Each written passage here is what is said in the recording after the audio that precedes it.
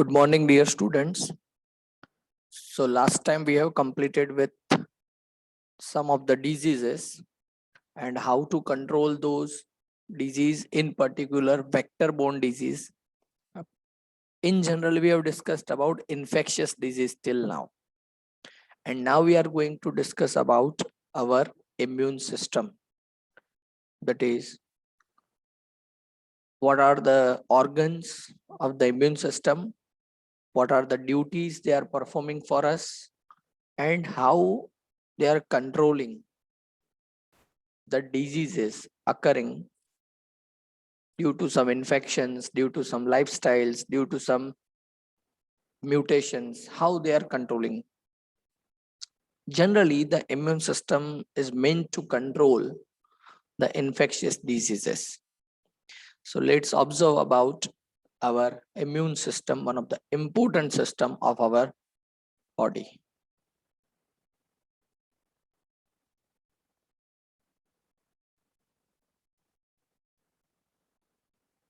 So human immune system is the system that gives immunity to the body by recognizing, responding, and remembering foreign antigens. 3R, R cube you have to remember. Okay. It is providing what? Immunity, that is resistance. In general, immunity का मतलब resistance होता है. Okay. If you are immune to something, you are resistant to something. अभी ये word आपको पता ही है. In this corona pandemic, immunity boosters, okay, all these words are in market. So it gives immunity. Our immune system is the natural mechanism which is providing us immunity by performing 3 function. First of all, recognition of the foreign antigen, मतलब जो हमें infect कर रहा है उसको recognize करना. Then after recognition, उसके against में respond करना, to fight against those foreign antigen. And then memory, that is remembering the foreign antigen, so that if we are exposed second time, third time to that particular antigen, the same antigen, our immune system is pre-boosted. It will give immense response to that same antigen if it is coming again and again to us. It plays role in allergic reactions as well, autoimmune diseases, and organ transplantation. Not only the foreign antigen का मतलब यहाँ पे हम ऐसा निकालेंगे infectious disease. Okay, so not only limited to that, but it is also having its role in allergic reactions, autoimmune diseases, and organ transplantation.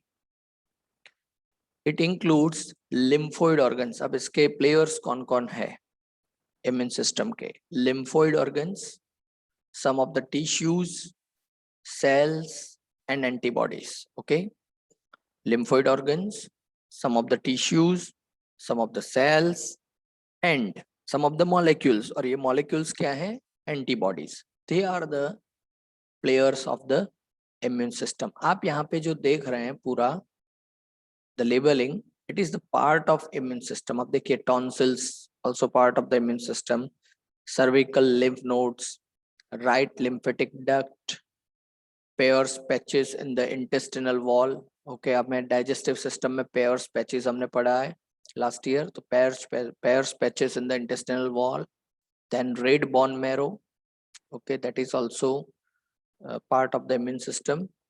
Then thoracic duct, thymus, then axillary lymph node. Okay, then thoracic duct again, spleen, this one, and inguinal lymph node. Okay, तो ये जो है parts, ये सारे के सारे हमारे immune system के part है. ये तो सिर्फ हमें organs और tissues ही दिख रहे हैं, but cells and antibodies as well are having that much importance in our immune system.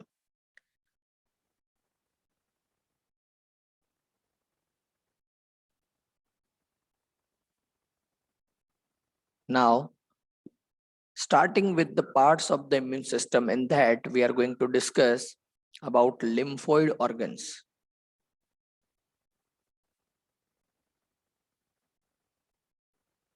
So what are the lymphoid organs? These are the organs where origin, maturation, and proliferation of lymphocytes occur. Origin, maturation, proliferation of lymphocytes. अब याद करिए lymphocytes क्या है, आपने 11th में भी पढ़ा हुआ है. You have studied lymphocytes for 2 times, chapter number 7, as well as you have studied this lymphocytes in blood circulatory system chapter. So lymphocytes are actually subset of the WBCs, that is leukocytes, white blood cells. Okay, उसमें 2 तरह के lymphocytes होते हैं, B lymphocytes and T lymphocytes. तो lymphatic system में particularly lymphoid organs क्या करते हैं? So they are the organs of origin, मतलब वहां पे प्रोड्यूस होते हैं, उनका मैच्योरेशन भी वहीं पे होता है, प्रोलिफरेशन मतलब कांस्टेंट डिवीजन भी वहीं पे होता है, किसका? लिम्फोसाइट्स का. Now there are 2 types of the lymphoid organs, primary lymphoid organs and secondary lymphoid organs. Dear students, ये पार्ट ऐसा है, majority of the time you will find the question in board from this particular part of this chapter, that is immune system, as well as one question in NEET, immune system, and the next part that is immunity. इन दोनों part में से एक question तो NEET में हर बार होता है और बहुत सिंपल से क्वेश्चन होते हैं, सिर्फ आपको याद रखना है, यहाँ पे कोई एनालिसिस नहीं है, on it is totally based on your basic concepts of the immune system. So lymphoid organs are of 2 types, primary and secondary lymphoid organs.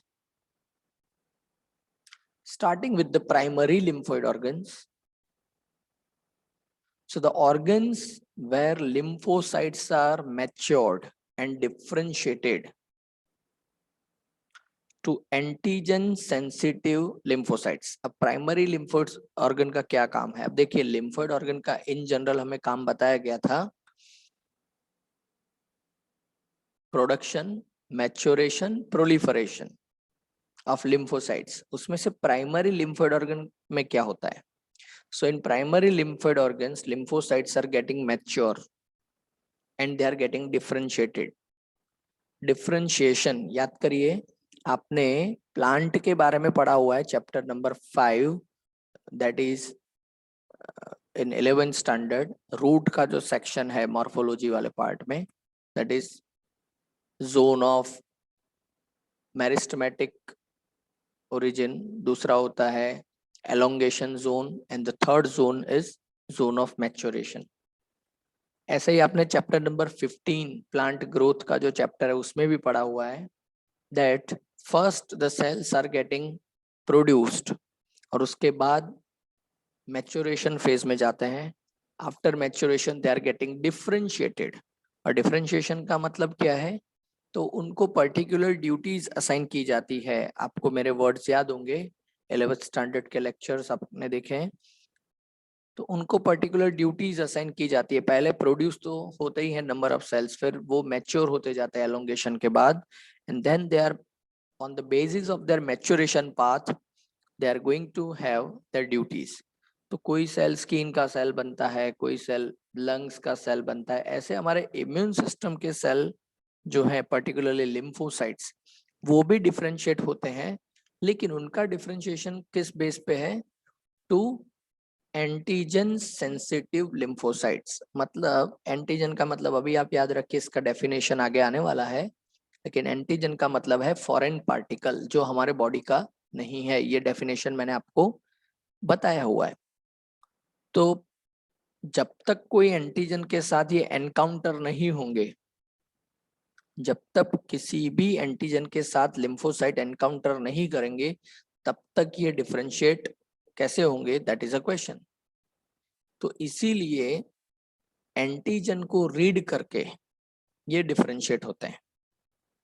Okay, mature होने के बाद they are getting differentiated to antigen sensitive lymphocytes. मतलब particular एक antigen के लिए एक lymphocytes का पूरा एक सबसेट काम करता है, इस तरह से ये काम करेंगे। नाउ प्राइमरी लिम्फोइड ऑर्गन्स में कौन कौन से मेंबर्स हैं?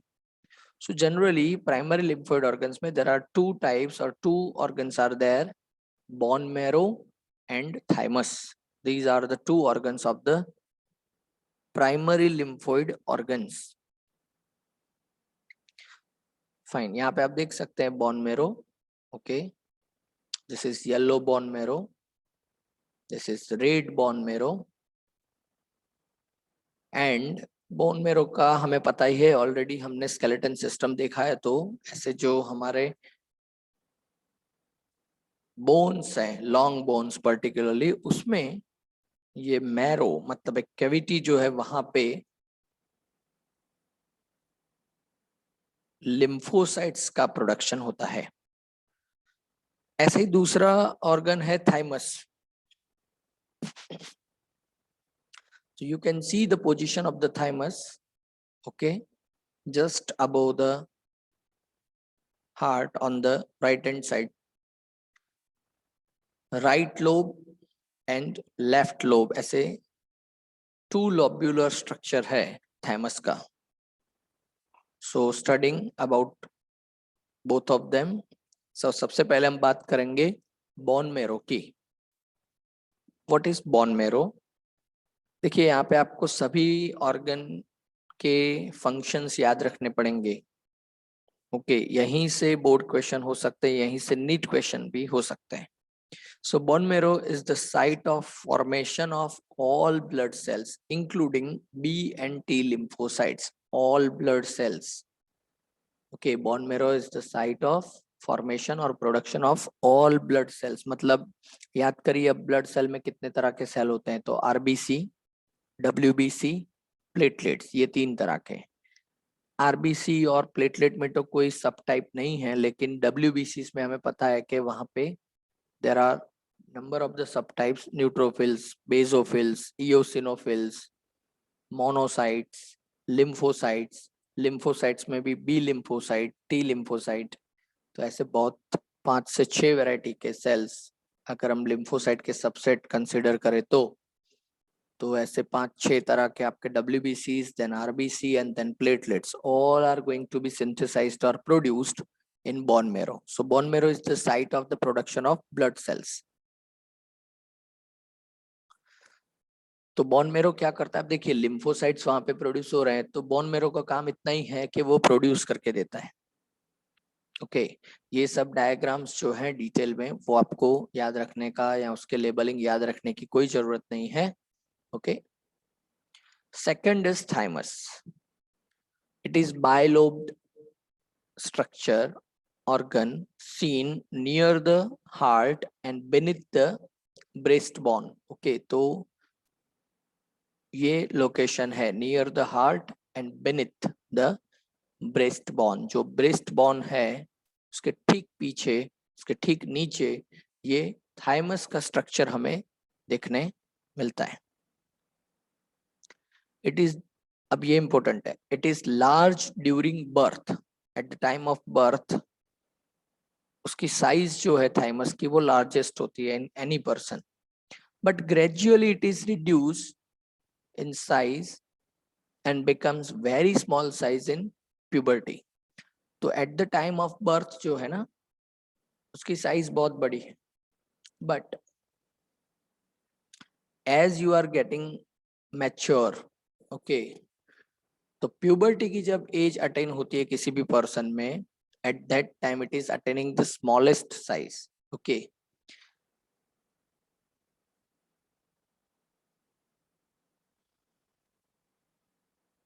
immature T lymphocytes from bone marrow are migrated to thymus and getting mature. तो आप देखो bone marrow में सभी तरह के ब्लड सेल बनते हैं, उसमें T lymphocyte भी बनते हैं। T lymphocytes क्या करते हैं, तो bone marrow में प्रोडक्शन होता है और उसके बाद ये पहुंचते हैं थाइमस तक।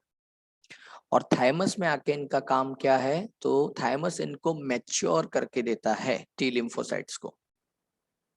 ओके, अब आप देखो ये जो स्टेटमेंट है ना, largest during the birth time and smallest after attaining the puberty. आप देखो during early age deadly infections होने के चांसेस बहुत कम होते हैं। Okay, if the child is exposed to certain number of the antigens। क्यों, तो थाइमस उसकी जो है, थाइमस की साइज लार्जेस्ट है तो जो मैच्योर टी लिम्फोसाइट बनने का जो प्रोसेस है वो भी फास्ट है, कंटेनर साइज बड़ा है वहां पे थाइमस। ओके, मशीनरी फास्ट काम कर रही है और इसीलिए टी लिम्फोसाइट्स के नंबर भी ज्यादा है। तो चाइल्ड को बहुत सारे इन्फेक्शन से बचाना होता है, इसीलिए वहां पे, क्योंकि अभी वो एक्सपोज नहीं हुआ है ज्यादातर एनवायरमेंट के साथ, इसीलिए वहां पे टी लिम्फोसाइट्स के नंबर ज्यादा चाहिए। ओके, जैसे जैसे लर्निंग प्रोसेस में जाता है ये child and gradually it is ageing, तो फिर क्या होता है, अब उसको बहुत सारे एंटीजन के बारे में पता है। याद करिए एक टर्म आई थी दैट इज रिमेम्बरिंग, मतलब मेमोरी। तो वो याद रखता जाता है कि कौन सा बैक्टीरिया किस तरह से इन्फेक्ट करता है, मतलब चाइल्ड याद नहीं कर रहा है, चाइल्ड का इम्यून सिस्टम उसको याद रख रहा है, that is memory of the immune system. उसको हमारे नर्वस सिस्टम से कोई लेना देना नहीं है, प्लीज बी क्लियर। ओके, ये जो इम्यून सिस्टम की मेमोरी है उसको हमारे नर्वस सिस्टम से कोई लेना देना नहीं है, it is spontaneous. Okay, it is remembering by itself. Okay, तो इसीलिए eight the time of birth thymus की साइज बहुत बड़ी होती है, क्योंकि वहां पे चाइल्ड जो है जिसकी अभी बर्थ हुई है, it is not expose to the surrounding environment, chances are very high that it may acquire some deadly infections. लेकिन बहुत सारे ऐसे जो टी लिम्फोसाइट्स हैं वो उसको बचाते हैं, क्योंकि थाइमस की साइज बड़ी है, प्रोडक्शन हाई लेवल पे हो रहा है। कुछ ऐसे इन्फेक्शन होते हैं जो डेडली है, तो उसको बचाने के लिए वैक्सीनेशन भी होता है उस टाइम पे, इसके बारे में भी आगे डिस्कस करेंगे। चाइल्ड में वैक्सीनेशन हम सबको पता है, हमने भी वैक्सीनेशन किया हुआ है सभी ने। Okay, just after getting birth with in 2 years बहुत सारे वैक्सीन शॉट्स हमें लगते हैं। तो ऐसा क्यों, तो because vaccine are provoking your T lymphocytes, तो ज्यादा से ज्यादा प्रोडक्शन थाइमस करने लगता है, दैट्स व्हाई वैक्सीनेशन। और जैसे जैसे उसकी मेमोरी में ये सब आता जाएगा, फिर उतने सारे टी लिम्फोसाइट्स की रिक्वायरमेंट नहीं रहने वाली है। So up to attaining the puberty ये स्मॉलेस्ट साइज अटेन कर देता है और फिर लाइफ टाइम यही रहती है साइज। लेकिन प्रोडक्शन अब पोस्ट प्यूबर्टी क्या होगा, सो जैसे जैसे यंग एज में है तब तो ये सब कुछ ठीक से काम करेगा। Whenever we are attaining the old age, aging process चलना शुरू हो जाएगी, तब थाइमस का जो प्रोडक्शन एफिशिएंसी है वो भी कम होता जाता है। तो आप देखिए ओल्ड एज में बहुत सारे इन्फेक्शन होने के चांसेस रहते हैं। This is the reason. Okay, ये एक बेस है, सिर्फ यही एक बेस है ऐसा नहीं है। Okay, but this is one of the reason that for all the 3 age groups, okay, child, young and old. Okay, now secondary lymphoid organs.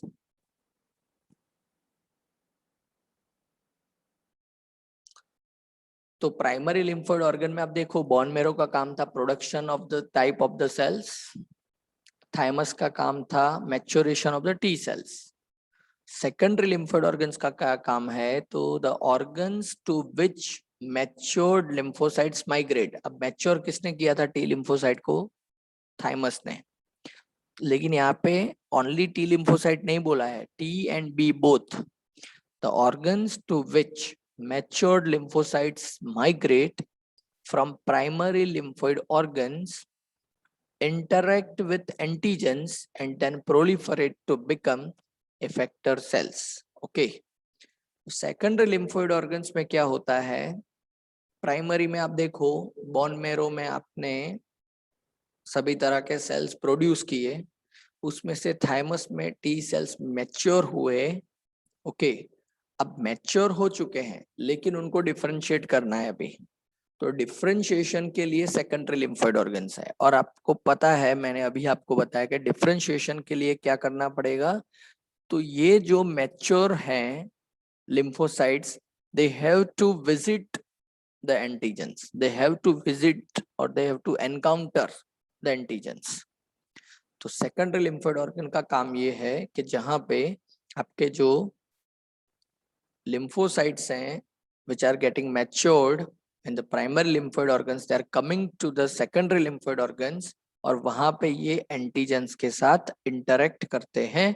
After interaction they are proliferating. Okay, अपना division बढ़ाते हैं, अपना differentiation बढ़ाते हैं, so that they are becoming the effector cell. Effector cell मतलब they are ready to give response, that is effector cell. The cells which are giving the response against the antigen, they are effector cells. जब तक ये ऐसा नहीं करेंगे, antigen के contact में नहीं आएंगे, तब तक ये रिस्पॉन्ड नहीं कर सकते हैं। Simple thing. जब तक कोई बैट्समैन किसी बॉलर के अगेंस्ट में बैटिंग नहीं करेगा एक भी बार, तब तक उसको पता नहीं चलेगा what is it's bowling style, how whether the bowler is performing the swing bowling और फास्ट बॉलिंग और स्पिन बॉलिंग और व्हाटएवर। ओके, सो एक बार उसको एनकाउंटर तो करना पड़ेगा, तब जाके उसको पता चलेगा।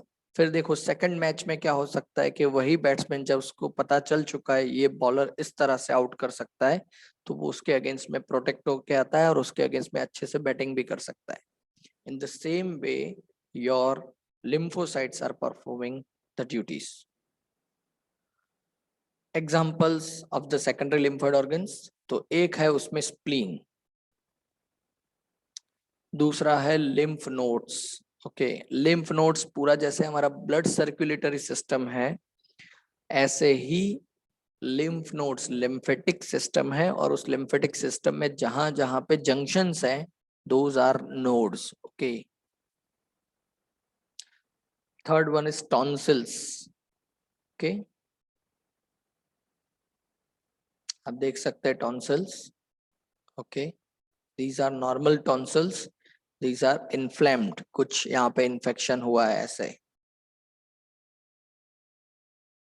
Then the Peyer's patches. Okay, तो स्मॉल इंटेस्टाइन में हमें ये पता है माइक्रोवेले वाला structure, that is Peyer's patches. Then MALT, mucosa associated lymphoid tissue. Okay, ये आप देख सकते हैं पूरा स्ट्रक्चर, ये ओरिजिनल इमेज है।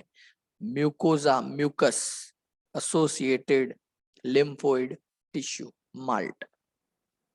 Then appendix. Okay, this portion, it is also important as secondary lymphoid organ। तो आप देखो प्राइमरी lymphoid organ में सिर्फ दो ही ऑर्गन हैं, that is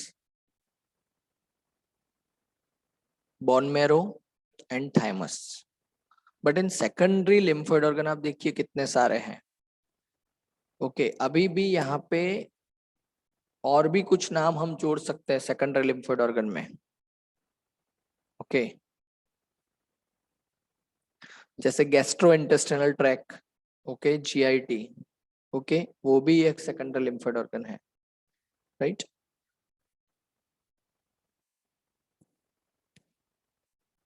चलिए वन बाय वन सभी के बारे में देखते हैं। First one is spleen. It is bean shaped organ, spleen is a bean shaped organ, आप देख सकते हैं।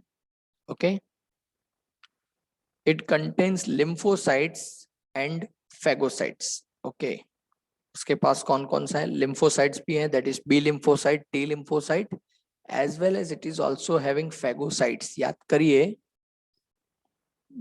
फेगोसाइट्स में macrophages and neutrophils.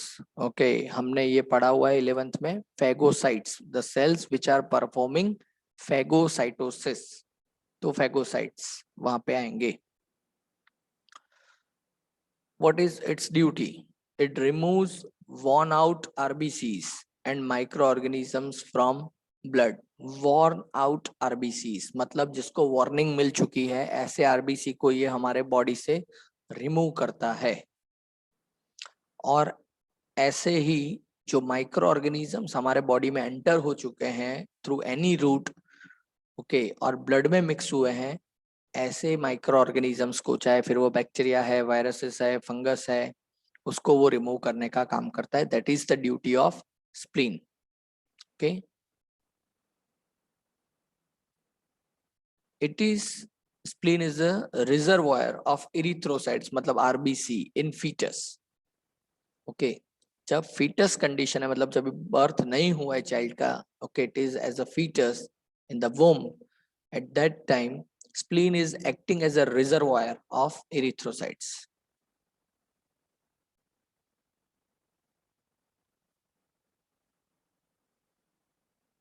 And during the uh, adulthood, ये भी एक स्टेटमेंट जोड़ना चाहिए, during the adulthood spleen is a graveyard of RBC. अब देखो यहाँ पे लिखा हो ना, worn out of RBC, worn out RBC को रिमूव करना है, मतलब ग्रेवयार्ड, यहीं पे आरबीसी को कील किया जाता है। अब आरबीसी को कील क्यों किया जाएगा, तो जो भी आरबीसी डिफेक्टिव हो चुके हैं, जिनकी एज खत्म हो चुकी है, कोई प्रॉब्लम है उस आरबीसी के साथ, ऐसे आरबीसी को स्प्लीन में ही कील किया जाता है। तो that's why post birth spleen is graveyard of RBC, before birth spleen is reservoir of RBC. देखिए ड्यूटी चेंज हो गई। Okay,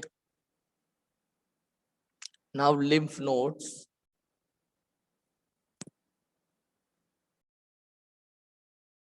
so they found in lymphatic system. अब देखो यहाँ पे नोड्स आपको दिख रहे हैं, ये नॉर्मल नोड्स हैं जो ग्रीन वाले दिख रहे हैं, और आप देखिए यहाँ पे स्वॉलन लिम्फ नोड। स्वॉलन मतलब यहाँ पे कोई प्रोसेस हो रही है and there is some infection.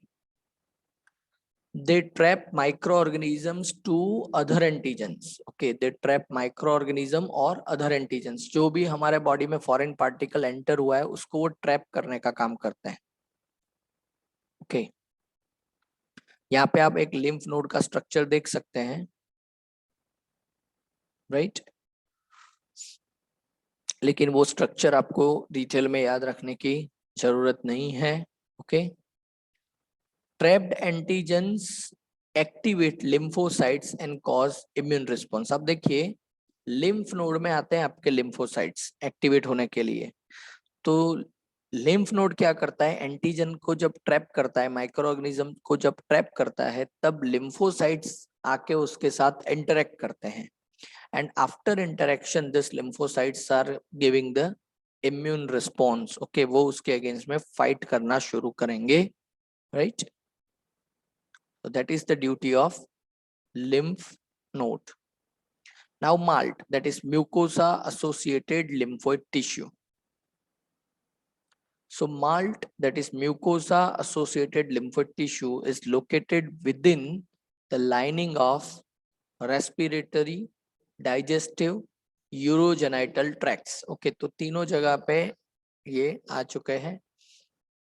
तीनों लोकेशंस के बारे में बताया आपको। रेस्पिरेटरी में भी माल्ट होता है, डाइजेस्टिव सिस्टम में भी MALT is there, and urogenital tract में भी MALT is there. Okay,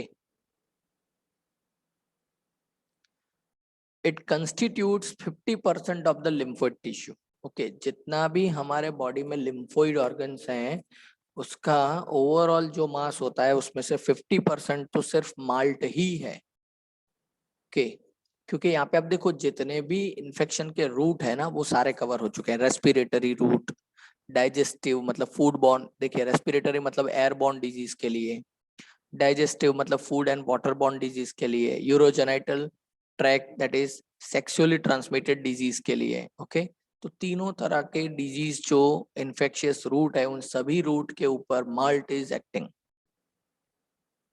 okay, अब यहाँ पे आप देखो माल्ट का एक्टिवेशन दिखा है आपको। यहाँ पे कोई एक बैक्टीरिया या वायरस है, या तो फिर कोई एक वैक्सीन दिया गया है। कैसे वो एक्टिवेट करता है, तो ये इंटरेक्ट करता है, ये वायरस जो है या तो ये बैक्टीरिया है या जो वैक्सीन है, वो हमारे इम्यून सिस्टम को प्रोवोक करता है। पर्टिकुलरली आप देखो यहाँ पे टी सेल को एक्टिवेट कर रहा है, ओके, बी सेल को एक्टिवेट कर रहा है, और अगर बी सेल को एक्टिवेट करेगा तो बी सेल अपना इफेक्ट देना शुरू करेगा, ओके। और पर्टिकुलरली ये सब कुछ होने के बाद इतने नंबर ऑफ सेल्स यहाँ पे बनेंगे, ये बहुत कॉम्प्लिकेटेड प्रोसेस है, ओके। ये इतना सिंपल भी नहीं है जितना आपको दिख रहा है, okay. Whenever you will be in medical science, okay, जब आप मेडिकल में पढ़ने जाओगे वहां पे इम्यून सिस्टम के बारे में तो आपको ऑब्वियसली डिटेल में पढ़ना ही पड़ेगा from the very first year, okay. एक रेफरेंस बुक मैं आपको बताता हूँ, that is immunology by Janis Kuby, okay, that is the masterpiece to study immune system and immunities, okay, fine.